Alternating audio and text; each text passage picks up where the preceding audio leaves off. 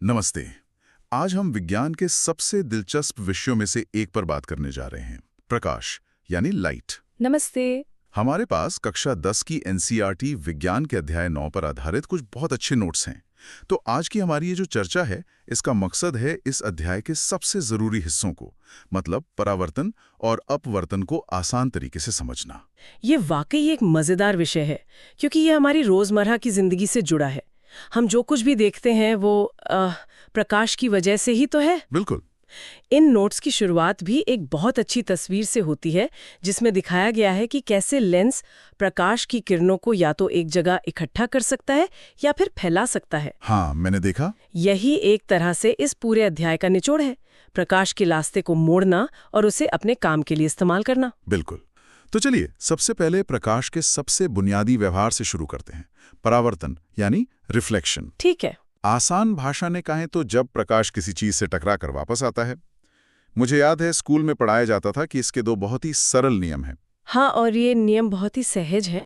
पहला नियम कहता है कि आपतन कोण परावर्तन कोण के बराबर होता है। Angle I equals angle R, ये तो याद है। जी, इसे ऐसे समझिए जैसे आप एक दीवार पर सीधी गेंद फेंकते हैं तो वो सीधी वापस आती है। अगर आप उसे तिरछा फेंकते हैं तो वो उसी कोण पर दूसरी तरफ निकल जाती है। प्रकाश भी बिल्कुल इसी तरह काम करता है। अच्छा।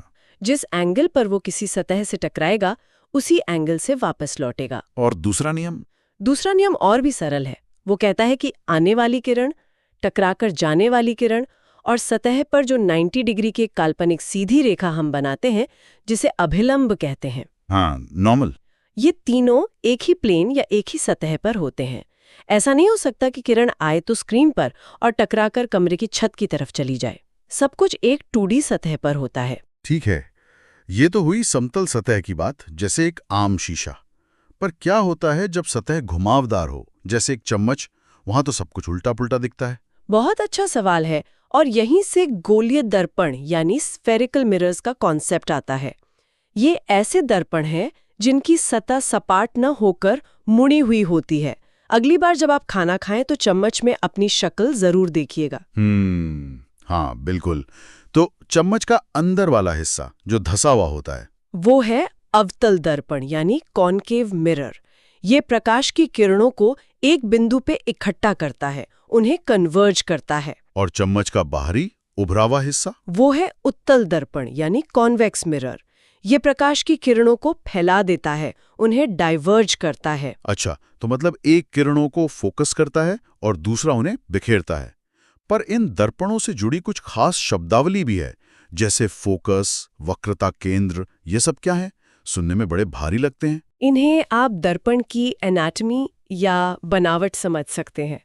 सोचिए कि हर गोलीय दर्पण एक बहुत बड़े काल्पनिक कांच के गोले का हिस्सा है। ठीक है। उस गोले का जो केंद्र था उसे हम वक्रता केंद्र या C कहते हैं, और दर्पण की सतह का जो बिल्कुल बीच का बिंदु है उसे ध्रुव यानी P कहते हैं। और इन दोनों बिंदुओं को जोड़ने वाली सीधी रेखा उसे मुख्य अक्ष या प्रिंसिपल एक्सिस कहते हैं। ये दर्पण का सबसे महत्वपूर्ण हिस्सा है। अब आता है मुख्य फोकस F। अवतल दर्पण में जब सीधी किरणें आकर टकराती हैं तो वो परावर्तन के बाद इसी एक बिंदु पर मिलती हैं। सारी ऊर्जा एक जगह केंद्रित हो जाती है। और उत्तल दर्पण में? वो तो किरणों को फैला देता है। सही कहा। उत्तल दर्पण में किरणें फैल जाती हैं, लेकिन अगर हम उन फैली हुई किरणों को पीछे की तरफ बढ़ाएं तो वे दर्पण के पीछे एक बिंदु पर मिलती हुई लगती हैं। वही उसका फोकस होता है। अच्छा। और एक मजेदार बात यह है कि फोकस बिंदु F हमेशा वक्रता केंद्र C और ध्रुव P के ठीक बीच में होता है, यानी फोकस दूरी वक्रता त्रिज्या की ठीक आधी होती है। R = 2F। वाह, ये तो काफी काम का शॉर्टकट है। अब सबसे जरूरी सवाल पर आते हैं। इन दर्पणों में किसी चीज की छवि यानी इमेज कहाँ और कैसी बनेगी, ये कैसे पता लगाते हैं? नोट्स में किरण आरेख बनाने के कुछ नियम दिए गए हैं। हाँ, और ये खेल के नियम जैसे हैं। आपको किसी भी वस्तु की छवि का पता लगाने के लिए सिर्फ 2 नियमों की जरूरत पड़ती है। ये बहुत आसान है। पहला नियम तो मुझे लगता है फोकस की परिभाषा ही है। जो किरण सीधी यानी मुख्य अक्ष के समांतर आएगी वो टकराने के बाद फोकस से होकर गुजरेगी। बिल्कुल। और दूसरा नियम इसका ठीक उल्टा है। अगर कोई किरण फोकस से होती हुई दर्पण पर पड़ेगी तो टकराने के बाद सीधी हो जाएगी। तीसरा नियम बड़ा अजीब है। जो किरण वक्रता केंद्र C से गुजरती है वो टकराकर उसी रास्ते पर वापस लौट आती है। ऐसा क्यों? बाकी किरणें तो मुड़ रही हैं, इसमें ऐसा क्या खास है? कोण बनाती है, यानी लंब होती है। अच्छा। तो जब प्रकाश की किरण C से होकर दर्पण पर पड़ती है तो वो सतह पर 90 डिग्री पर टकराती है, और जैसा हमने गेंद वाले उदाहरण में देखा था, जो चीज सीधी टकराती है वो सीधी ही वापस आती है। समझ गया। और चौथा नियम तो परावर्तन का पहला नियम ही है कि अगर किरण सीधे ध्रुव P पर टकराएगी तो जिस कोण से आई थी उसी कोण से निकल जाएगी। एकदम सही। तो इन चार में से कोई भी दो किरणें जहां एक दूसरे को काटेंगी वहीं पर छवि बनेगी। बिल्कुल। इसी से हम पता लगा सकते हैं कि छवि सीधी बनेगी या उल्टी, बड़ी बनेगी या छोटी, और वास्तविक होगी या आभासी। अच्छा, अब सबसे मुश्किल हिस्से पर आते हैं जहां अक्सर लोग फंसते हैं, गणित और वो प्लस माइनस के चिन्ह, जिसे चिन्ह परिपाटी या साइन कन्वेंशन कहते हैं। इसे समझने का कोई आसान तरीका है? और बहुत ही आसान तरीका है। आप दर्पण को ग्राफ पेपर का केंद्र यानी ओरिजिन मान लीजिए, जहां एक्स एक्सिस और वाई एक्सिस मिलते हैं। बस ठीक है।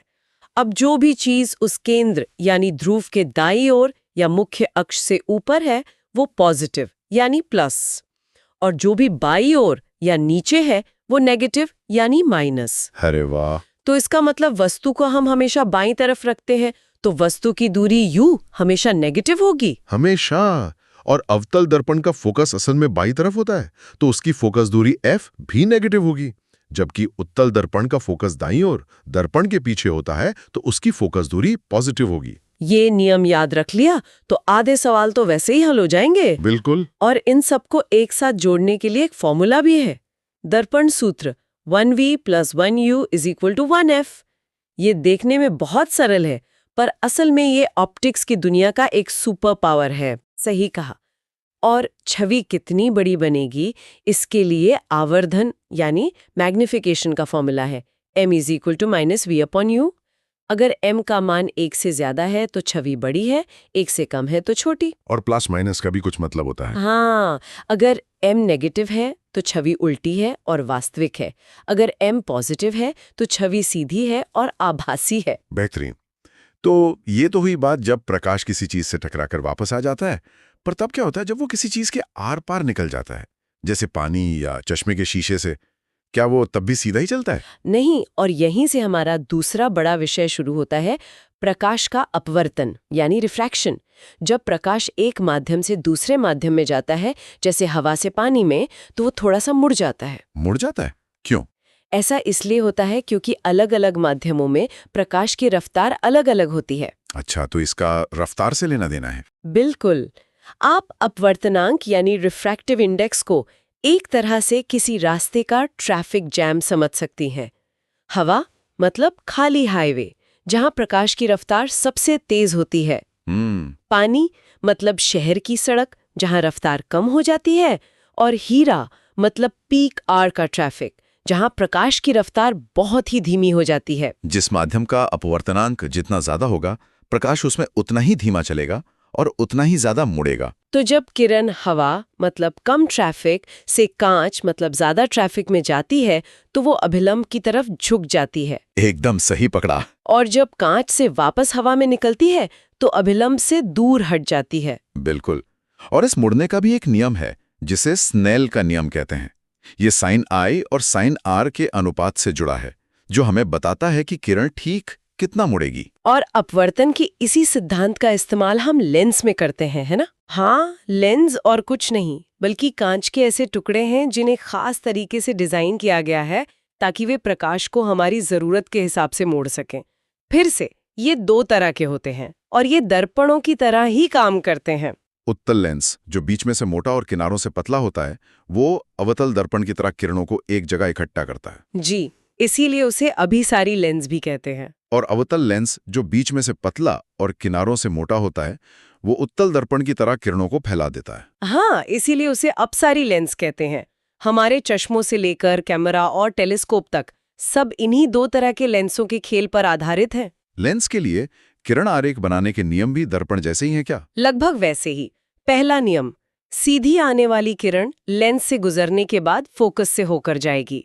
दूसरा नियम, फोकस से आने वाली किरण लेंस से गुजरने के बाद सीधी हो जाएगी। और तीसरा? बस एक तीसरा नियम नया और बहुत आसान है।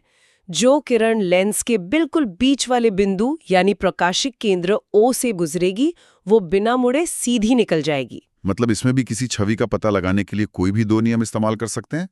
और इसका भी अपना फॉर्मूला होगा, है ना? हाँ, और चिन्ह परिपाटी भी वैसी ही है। बस सारी दूरियां लेंस के केंद्र O से नापी जाती हैं। लेंस सूत्र दर्पण सूत्र से थोड़ा सा अलग है।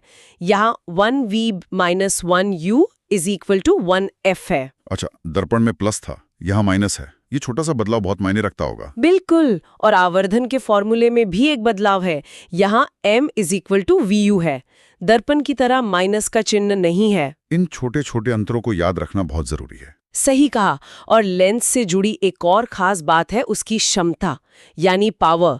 हम सुनते हैं ना कि चश्मे का नंबर प्लस में है या माइनस में, वो असल में लेंस की क्षमता ही है। तो लेंस की क्षमता का क्या मतलब है? इसका सीधा सा मतलब है कि कोई लेंस प्रकाश की किरणों को कितना ज्यादा मोड़ने की ताकत रखता है। जिसकी फोकस दूरी जितनी कम होगी, वो किरणों को उतना ज्यादा मोड़ेगा और उतना ही ज्यादा शक्तिशाली कहलाएगा। अच्छा। इसका फॉर्मूला है P = 1f और इसे डायोप्टर D में मापा जाता है। बस एक बात का ध्यान रखना होता है कि क्षमता निकालते समय फोकस दूरी हमेशा मीटर में होनी चाहिए, सेंटीमीटर में नहीं। और उत्तल लेंस की क्षमता पॉजिटिव होती है और अवतल लेंस की नेगेटिव। अब समझ आया कि चश्मे के नंबर प्लस माइनस में क्यों होते हैं। बिल्कुल।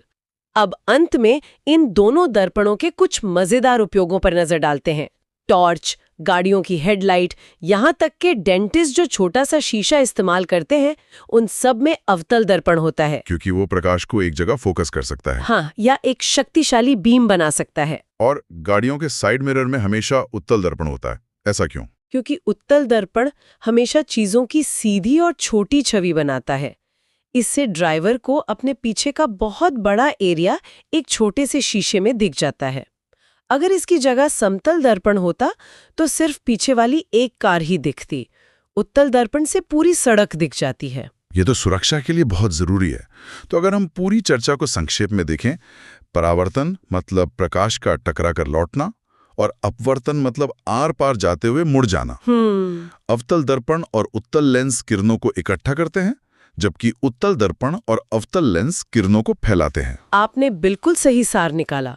और इन्हीं दो सरल घटनाओं को समझकर हम प्रकाश की अद्भुत दुनिया को बेहतर तरीके से जान सकते हैं और उसका इस्तेमाल कर सकते हैं। तो ये थी हमारी आज की गहरी पड़ताल प्रकाश, परावर्तन और अपवर्तन पर। हमने इसके सभी मुख्य नियमों, सूत्रों और उपयोगों को एक कॉन्वर्सेशनल तरीके से समझा। और अब जाते जाते सुनने वालों के लिए एक सवाल छूट जाते हैं। अगली बार जब आप पानी के ग्लास में एक पेंसिल डालें तो वो मुड़ी हुई क्यों दिखती है, या आसमान में इंद्रधनुष कैसे बनता है? सोचिएगा, इन दोनों के पीछे भी आज चर्चा किए गए यही नियम काम कर रहे हैं। आज के लिए इतना ही। धन्यवाद। अगर आपको इसी तरह आसान भाषा में पढ़ना अच्छा लगता है तो इस चैनल को अभी सब्सक्राइब कर लीजिए। अगर आप सभी सब्जेक्ट्स के नोट्स चाहते हैं तो वीडियो के डिस्क्रिप्शन बॉक्स को जरूर चेक करें।